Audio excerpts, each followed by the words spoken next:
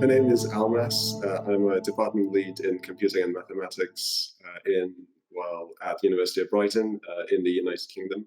For a couple of years, I've also been leading the robotics AI lab development.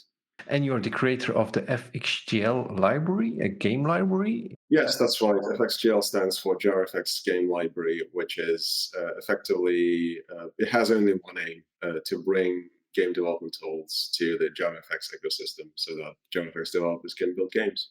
You can actually create games with Java. I think the most known is Minecraft, which was from the start a Java application.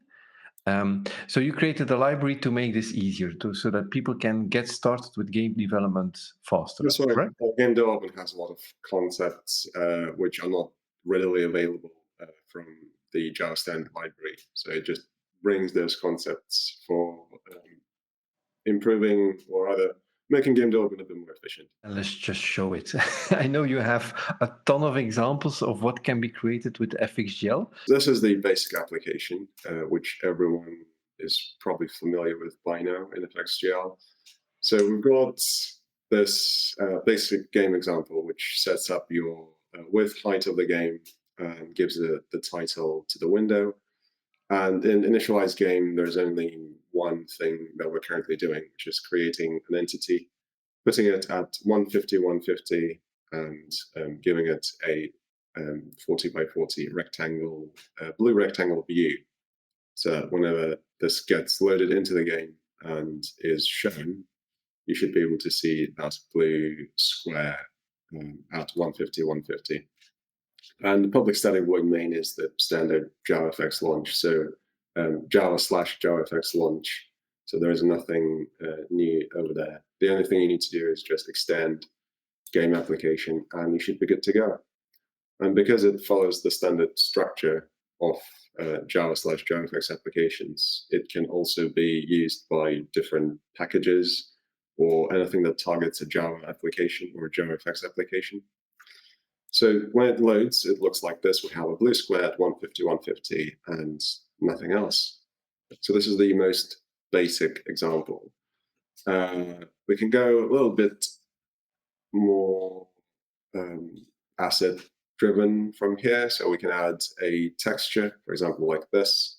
So the code is pretty much identical, with the only thing being different that we're loading a brick texture into the game.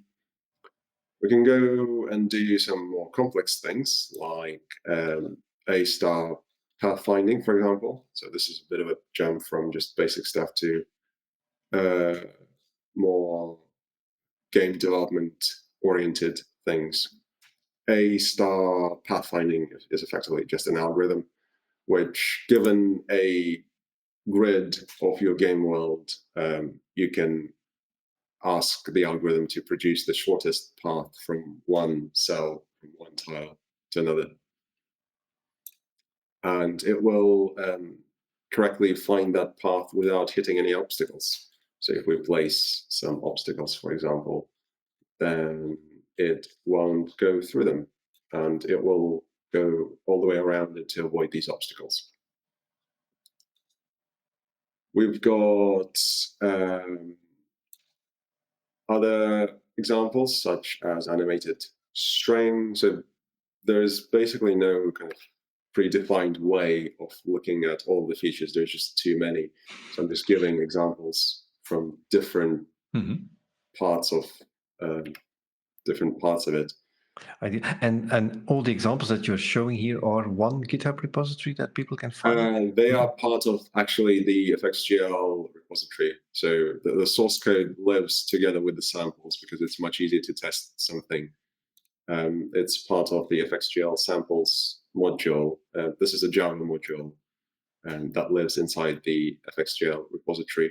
There seems to be physics playground sample. So at this point, I no longer remember all the samples. I'm just clicking at random, really, and then just seeing what happens. Oh, that's a nice example of the physics engine. So you can create lots of different shapes. You can change things like physics properties. So if we change restitution to 0.9, which is 90% elasticity, which means all of the energy, or most of the energy, is saved and not spent when it hits something. Most of it is actually implemented through blocks 2D, so it's not something that I built, but it's something I'm using, which is a blocks 2D implementation for Java. It's a separate library integrated with FXGL. We've got scrolling background sample, and that's probably the last one I'll show because there's just lots of them. So you can kind of, if you wanted to build something like a Mario type platformer game, and you have this nice background which automatically scrolls for you. Or it could be the start of the 7,000 clone of Flappy Bird. It could be, very well might be. Okay, yeah, so these are already a few very nice examples, and there are a lot more. But I know you're also a very fast coder. So do you dare to show something new? Yeah. For today, I was going to show one of the latest features. Lately, I haven't been adding too much to it because a lot of the basic stuff already exists. But one of the latest features that is available from FXGL on the development build side is the GOAP, GOAP. And it stands for Goal-Oriented Action Planning. And again, it's not something that I built from scratch. I'm just using a library and integrating it with FXGL. But what it does is, in very simple terms, it originated in games AI, in a game called Fear, I believe, quite a while ago. And if you have a bunch of actions, you define them, you drop them in a pool, and you ask your AI, here's my goal, figure out the sequence of actions, the shortest sequence of actions that will get you this goal. And it creates this really dynamic and quite interesting AI experience rather than you as a developer saying, well, you are doing these things in this order, because then it will be exactly the same order. Mm-hmm. Whereas with this, it's quite a bit dynamic, I suppose. So interesting, I don't even have a particular idea, so I'm just going to freestyle it and see what happens. We're going to have a bunch of actions which we need to define, and we need to have something on the screen to get some feedback from the game, and then that hopefully will demonstrate how GOAP can be used in FXGL projects, not necessarily just for games as well. That's something I always kind of emphasize. FXGL is not meant just specifically for games. You can build other stuff with it too. And if you have any questions, you are very welcome to ask, because it's, after all, a two-way conversation, not just me talking. But I know if you start coding with your library, that you're so fast.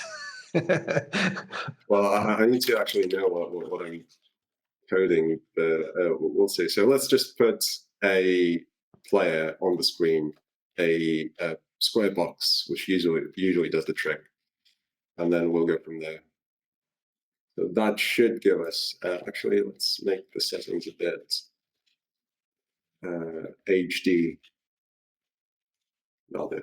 Right, so we've got this player, which is good. So what I'll try and do, let's have a bunch of places in the game world that the player must visit.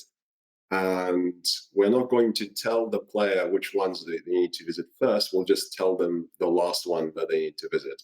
And then we'll add some rules in terms of, in order to visit the last place, you must have visited the previous place, something like that. Like if you want to create something in your kitchen, that you first need to grab the ingredients, something like that. Yeah, that's right. So it's basically like defining an algorithm. If you want to make tea, it's not an easy task if you think about it. It's actually quite complex. And now I know I'm calling with an Englishman.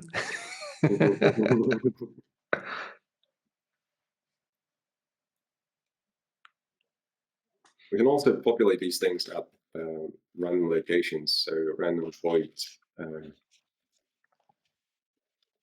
That's also what I like with provided by FXGL, or these extra methods like create them random points or random data. You have the event binding that you also have variable binding. So there are a lot of extra options that you provide in the library, which are, I guess, very useful for the game, but also for other applications. Yeah, that's right. We can, for example, specify a random color if we wanted to.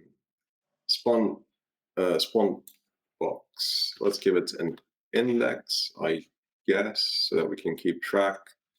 And suppose we have start from 1.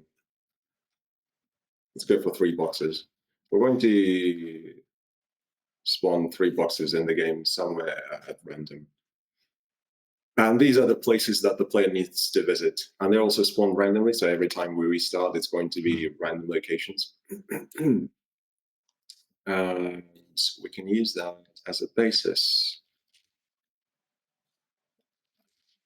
Right, so what does GOAP actually need? The public API call is effectively this, which is probably going to change because this is the very first draft of it in FXGL. And you have this planner object, which allows you to plan based on 3 things. You need all actions that the AI can perform. So this is the pool of all actions. Then the current state and the goal state. So these are the 3 things that you need to pass to this planning method, which will give you the sequence of actions to perform. And then we can use these actions to then drive our AI. Well, calling it AI is actually probably a bit much because it has nothing to do with machine learning or anything like that. This is kind of old school game AI where everything is finite state machines and similar. Right, so we need to define all the actions. We need to define our current state. Our current state is basically just empty because there's no existing state of the world. It's just empty. We can do anything we want. The goal state is going to be,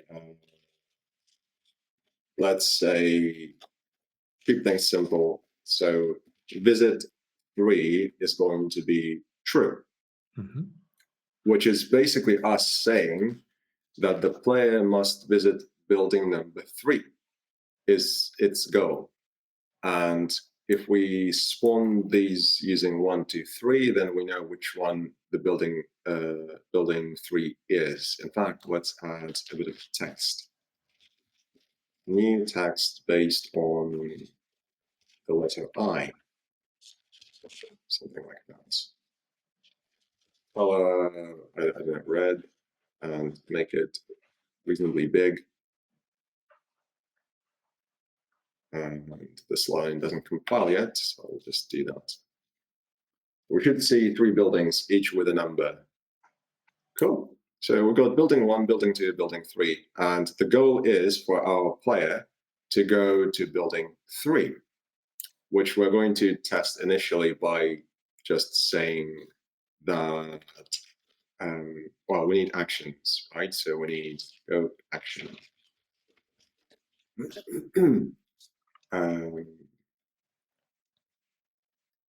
The action is defined as having mostly 2 things. There are other things you can add, but most importantly, there are 2. One is precondition, something that must be true before the action can take place. For example, to boil the water, you need to have the water in your kettle, right? That's a precondition for that action. The effect is the thing that happens after the action. So the water is boiled in that case. And what we can do is for this action effect to be visit 3 true, which means when this action is performed, the goal, or rather the state becomes visit 3 true, and that's exactly what our goal is. Which means if we tell our AI, well, you can have this action as one of the actions. This is a set of all possible actions you can perform, is what we're saying. And then it will give us a sequence of actions, which here is just one. And we need to be able to do with that sequence of actions. Right, so in this case, we can only have movement in the game, because I don't want to add a lot of complex things. So I'll just keep it simple to movement. Our action is going to be our movement, which means we need to move, we need to map each action to a particular point. And the easiest thing to map things is using the map data structure.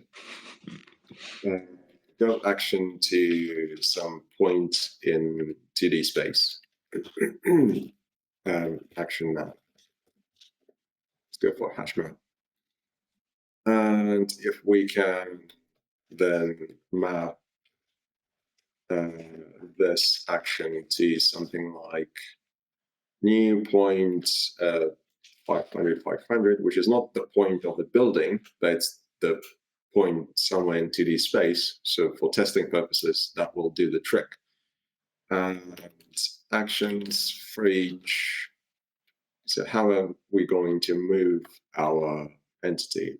Well, the easiest way is probably to add a new component to our player, something like waypoint move component. Speed is, let's say, 200. Empty list for now. This move waypoint move component allows our entities to move to a particular point. So we can say player, which is here. We can say get component, move component class, move to the list of points. So we can just dump all of the points in a list, in a sequence, and it will move through all of them, which is perfect for our example. Actions is the list that we get from the planning. So we just say for each planned action, we're going to get to the point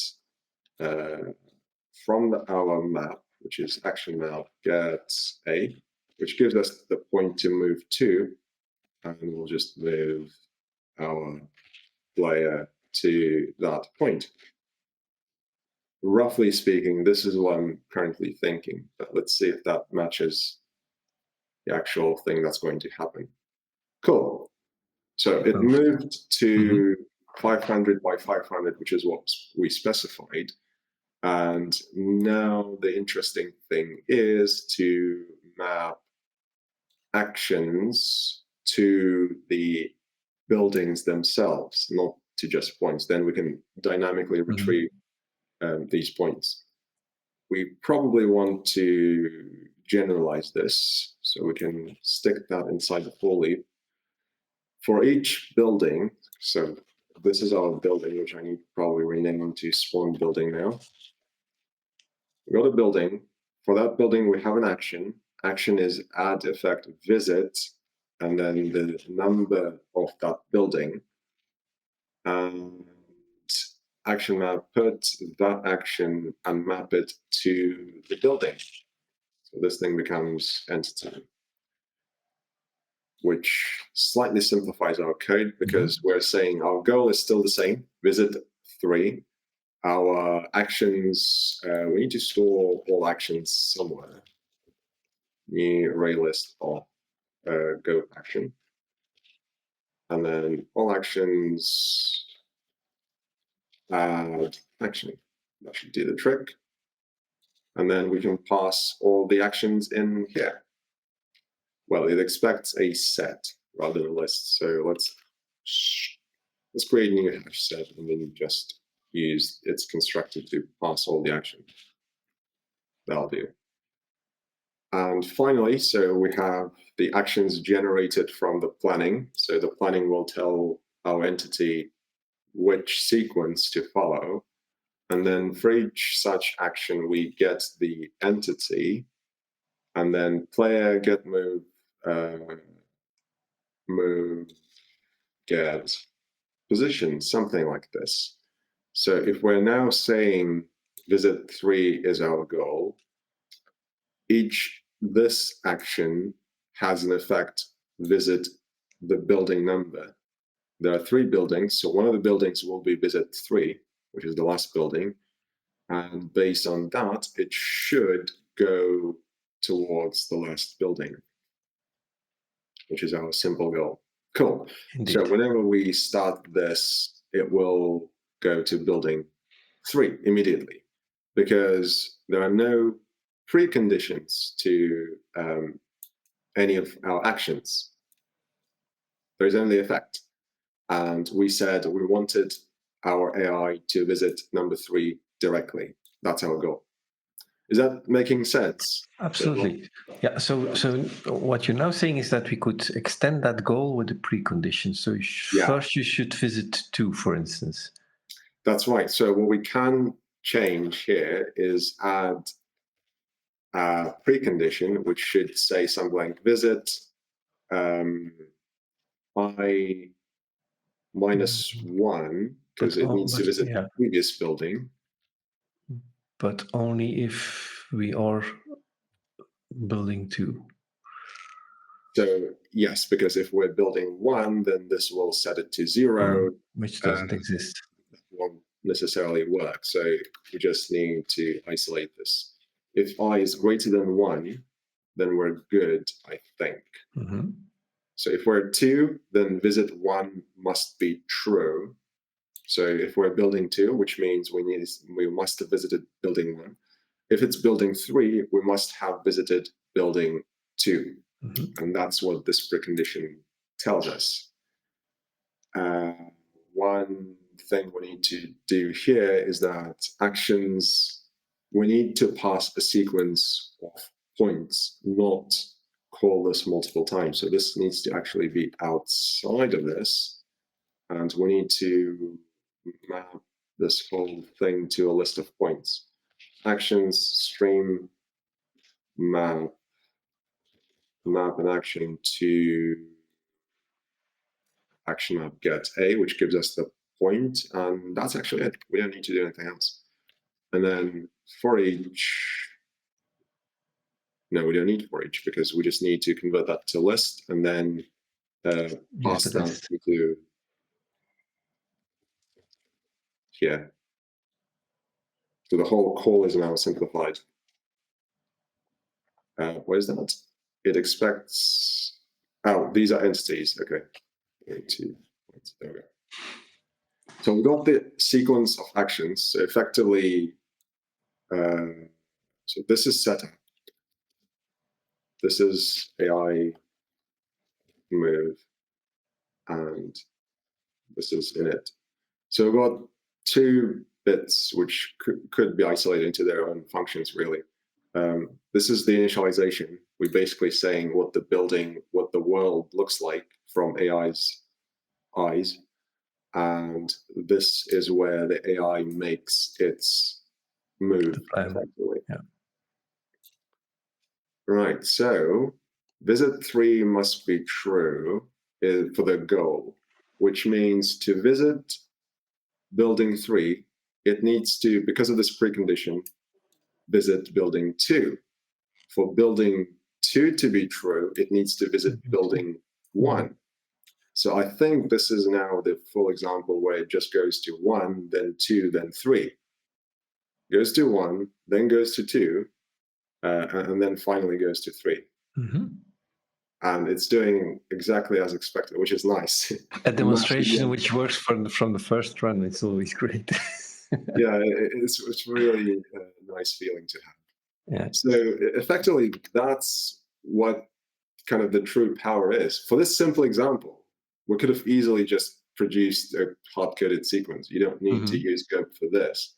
But it does show you that it's a general purpose solution that can work for a large range of use cases. So if you needed something a bit more complex, then GOAP is actually going to simplify a lot of the code, because we don't need to specify, like, you need to do this, you need to pick up a sword, you need to go to the merchant, you need to buy some potions, then you need to go questing and kill monsters. You can just define your goal is to kill monsters. Figure out what you need to do that. Okay, and these preconditions, you can add multiple of those. That's right. You can add as many as you want. You can add as many effects as you want. Currently, it's all based on billions because this is my first draft of the implementation. But ultimately, it will allow you to generalize to billion statements. So you can say, if health points are less than 20, drink potion, or something like that.